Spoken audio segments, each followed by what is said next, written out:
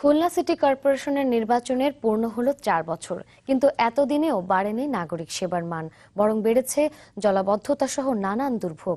বাস্তবায়ন হয়নি নির্বাচনের আগে সিটি মেয়রের দেয়া বেশিরভাগ প্রতিশ্রুতি। তার দাবি, অধিকাংশ প্রকল্পের অনুমোদন না পাওয়ায় নিজেও আছেন বিপাকে।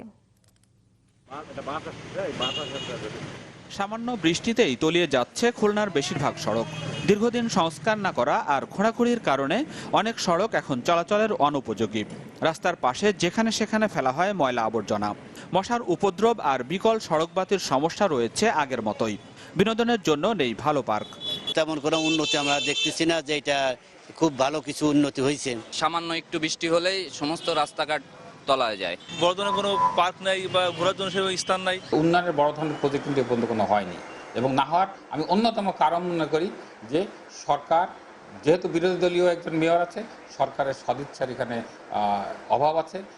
নগরীর উন্নয়নে গেল 4 বছরে 10টি প্রকল্প গ্রহণ করে খুলনা সিটি কর্পোরেশন, কিন্তু 61 কোটি টাকা ব্যয়ে মাত্র 2টি প্রকল্পের অনুমোদন দিয়েছে মন্ত্রণালয়।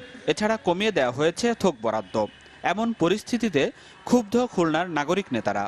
উন্নয়নের ধারা অব্যাহত রাখতে হলে আমাদের অবশ্যই এই সিটি কর্পোরেশনের বিভিন্ন প্রকল্পে অর্থ বরাদ্দ করা উচিত। সিটি মেয়র বলছেন, রাজনৈতিক মামলায় বরখাস্ত ছিলেন 1 বছর। প্রকল্পের অনুমোদন না মেলায় কাজ করতে পারছেন না প্রত্যাশা অনুযায়ী।